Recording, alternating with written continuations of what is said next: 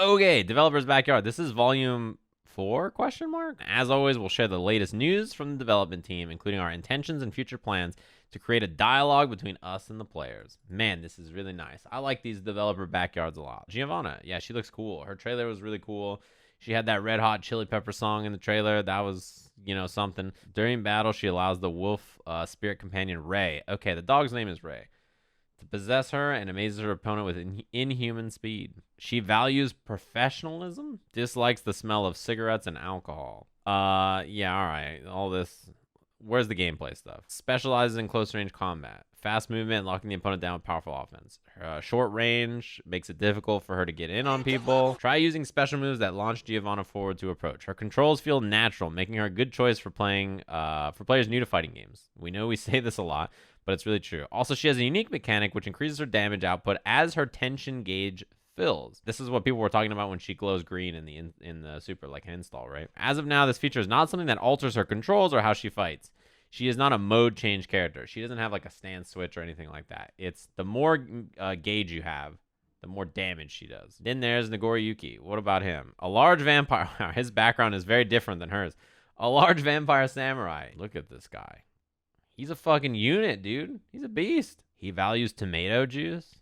I'm not convinced he has enough belts to make it in the Guilty Gear universe. That's true. It's only 2, right? He's a power hitter whose attacks deal heavy damage. Although his attacks have great damage and good range, he can't dash or double jump. He has super jumps or fast movement special called Fukyo. One of the main unique features is his ability to use one special move after another. This allows him to launch an incredibly strong offense. Each time he uses a special move, however, he begins to thirst for blood, meaning his blood gauge fills up. The gauge filling up grants some benefits, such as increasing the range of some of his normals. However, when it reaches max, he goes berserk and forcibly switches into blood rage state. They were talking about this and how Goichi basically never went into it because they're like, yeah, he manages his blood very carefully. Yeah, it's like, remember when Sin ran out of food and he was real hungry and he was like, oh, I gotta eat, and he touches his stomach. Instead, this guy just gets hella pissed. Imagine if Sin just got mad and did more damage when he ran out of food. The animation as he enters the state leaves Nagoriyuki vulnerable to a painful counterattack from the opponent. Yeah, that's like Sin.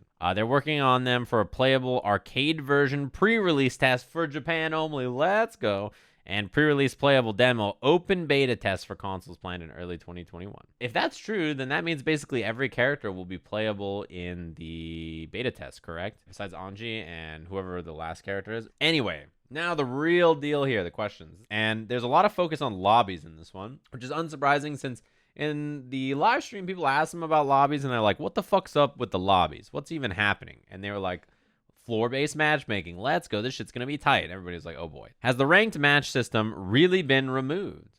And he says there is no ranked match mode. That function is now fulfilled by the online lobbies. One with multiple levels that have restrictions based on the player's skill level. Floor-based matchmaking. And one with no restrictions that anyone can enter. So I'm assuming there's one that you go to if you want to play ranked mode. I mean, there is no ranked mode, but it's similar. And it's what you play if you want to find people of similar skill. If you want to play your homies or you want to just play whoever, you go to the one with no restrictions that anyone can enter. Our goal with the previous ranked match system were as follows.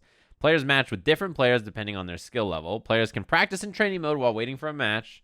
Players feel motivated to improve because they get evaluated based on their skills and match results. These goals will be met by the online lobby. Answer me these questions. 3, base matchmaking. Yes. Our reasoning behind including it in another mode is that we want to avoid the player base being split between different modes. This is a big issue in other games, right? People are like, I went to ranked and ranked is dead. And everybody's like, nobody plays ranked. They're like, okay, so I went to player matches and player matches dead. They're like, nobody plays player matches. They're like, okay. Where the fuck do I go to find people? So they're trying to compact everybody into one place so that when you go to look for a match, you will always find people in these places. With previous title, there was a tendency for players to gravitate towards modes that didn't impact their ranking until they improved at the game. Not even that. They went to the other modes because it was easier to find people and you just go to the lobbies and run around and play people. It was easy. We want all players who pick up Strive to be able to enjoy playing matches online, so we prepared features that make it possible for everyone to match with players close to their skill level. One of the concepts of Strive is to make a game that's fun to play, whether you get deeply into it or not, both online and offline. Having a matching system that pairs players appropriately means that players of all skill levels can learn how fun fighting games can be. Skill-based matchmaking, all right. Will there be a ranking system or other similar system in Strive? So the last question was, is there a ranked mode? And now it's, is there a ranked system? And all these things are easier to do when the netcode of the game is good, correct? Connecting to people all over the place who are similar in skill to you is much easier. There is a system that restricts the lobbies players can enter based on their skill level. It is really a ranked system, right? Our goal is to provide a fun experience for a wide variety of players, solve the issues of players avoiding matches due to being overly concerned about the fluctuation of points or maintaining their win ratio. Now it's not about you having to worry about your points for a letter grade, chat room. It's about you fighting and clawing your way up the stairs of this death hotel. You're at the bottom floor. You got to look for whatever you can. You run into where they keep the concessions. You grab the toothpicks and you stab someone in the neck. Then you claw your ID up to the second floor of the hotel. Then you push someone off the balcony down the escalator. Then you climb up to the third floor of the hotel. You break a glass window. You boot them out the door into the abyss down below. They fall 3 floors and die. Then you go up to the 4th floor. That's how it's supposed to work. Players can then enjoy matches with other players close to their skill levels, creating a situation where they don't lose anything even if they don't win a match, and they can avoid matching with players at a different level. We felt it was necessary to attempt something new, such as merging the modes. We've also included systems other than points so that your floor placement is determined not only by the results of your matches, but by the contents of your matches as well. In the console version of Xrd, player rankings were only affected by ranked matches. What are the plans for this system in Strive? I feel like this is the 3rd time this question's been asked. Personally, I'd be happy if there was an option for long sets rather than only BO3. That would impact your ranking. We don't currently have plans for long sets that impact your ranking. I also enjoy that system personally, but having rankings impacted by repeated matches between the same players could potentially disrupt the balance of the ranking system. However, we have plans for point and ranking systems separate from matchmaking that allows players across the world to compete with one another. So like a leaderboard of some kind, perhaps. It really feels like in this one, they were like, look, everybody was shitting on our lobbies. Let's explain it and break it down. Let's chop it up. Why can't the theme be an arcade instead of a hotel? I don't know. In the previous games, I felt that there was an issue where too many players reached the highest rank, and those players would stop playing ranked modes, right? Once you hit max rank, there's no incentive to keep playing. In Strive, there's a special floor only for players with truly top-class skills, the VIP Lounge. This floor has a special system where players lose the right to enter unless they maintain a certain record within the determined time period. Oh, it's Challenger. You already said it in the chat. This better be the fucking rooftop gardens where you have a beautiful sunset view and they deliver champagne up there. Everything I've heard about the VIP room at tournaments was true. There's fucking champagne. There's food you can get like ordered to you. They've got like complimentary towels. Could you imagine how sick it would be to fight someone on the VIP floor and boot them down? Someone comes up, rips the complimentary towels out of their hands, knocks their champagne over, and is like, hey, get the fuck out of here. Go back down to floor 13, asshole. You don't belong here anymore. In all ranking systems, having a high tier that's like you have to continue playing and keep fighting to be in it is very important. This encourages people to continue to play instead of just like bouncing, right? They're like, I hit VIP, bro, for the season. I'm out. Because if you show back up and you're not in the VIP room anymore, you're going to be pissed. Who's going to be the first one in the VIP lounge? Kazunoko? He's going to rush to the top. I'm going to make it there. I'm not even going to play anybody if I make it. That's going to be the end. I'm just going to look out at the sunset until they kick me out. Questions 5. What are the plans to ensure people can match and rematch as quickly as possible after booting up the game? It's possible to wait for a match in training mode under certain conditions set by the player. So how many bars, what the connection's like, region.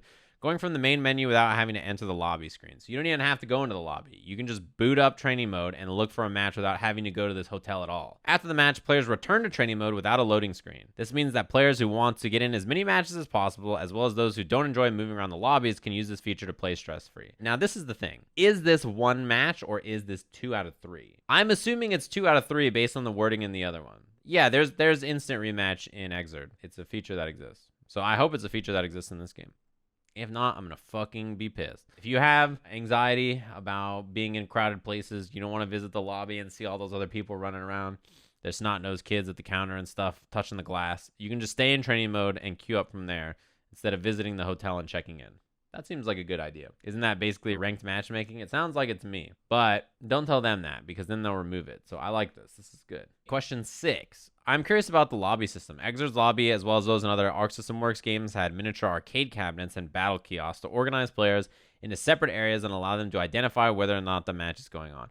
However, in Strive's lobby moved away from the kiosk and allows players to begin matches wherever they wanted by pulling out a sword and wiggling. This unfortunately resulted in large crowds forming in a single area to the point where no one could tell who matched up with who during the closed beta testing event. We had the idea of letting players match freely by coming into contact with other battle-ready players without using something like an arcade cabinet, even while making prior games. However, as I'm sure you all know, during the closed beta test, this caused many issues, and it was difficult to initiate matches as a result. We'd like to apologize once more for this. We've reworked the system after the closed beta test, and currently battle-ready players will move into a fixed position in the area. It's the same kind of idea as an arcade kiosk, where you sit at a specific location to play people, right? They wanted to make it so you can just walk around and play everybody, but it's basically the arcade cabinet in their version of it. Question 7, maybe the most important question in this article. We know that Strive will have crossplay between PS4 and PS5, but we don't know whether PC will join in to create a unified player base. Members of ASW have stated that they want crossplay to become a standard going forward. So what is Team Red's feelings about the current situation on PC, PlayStation crossplay in terms of Strive?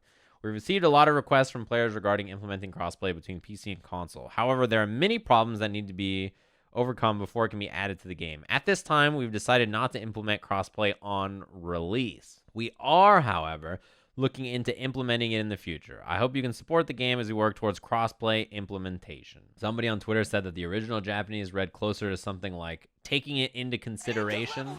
They better consider it. It better be more than a consideration. I really hope it has crossplay. I feel like I'm late on the train. I've been fighting for netcode everywhere, and I come back to home base, and everybody's like, when the fuck is there going to be crossplay? And I'm like, oh shit, yeah, crossplay. In all genres, crossplay is very popular now. In fighting games, there's quite a few that have crossplay. Power Rangers is a good example, yeah. Killer Instinct. MK added crossplay, but there's no crossplay on PC for that game. Street Fighter has crossplay. Yeah, I don't understand why there's no crossplay for PC MK. They really just... I don't know what's going on there. Is there any social system? I don't know what they have planned for that. Most of the lobbies for Arc System Works games have like stickers that you can use to communicate with people, or like predetermined text things, or you can type in there and talk with people. So I'm sure that will probably be there. There will be hotel role players, I'm sure. The BB Tag role players will show up. Am I going to share a hotel room with Obama and Gina? We all just pull up. You guys got the commentator room for this or what? If there's 2 beds, they're definitely sharing the bed. That's all I'm saying. Listen. The Wi-Fi players not wanting to play other Wi-Fi players is definitely the tale of the century, isn't it? This is when, though, the Wi-Fi enthusiasts come in and are like, my Wi-Fi is so fucking buff. He hits the gym 8 times a week, hangs out at the fucking tightest places. Nah, but the update is definitely trash. Mad lagging online. Are you on Wi-Fi? Yeah, it's 2020.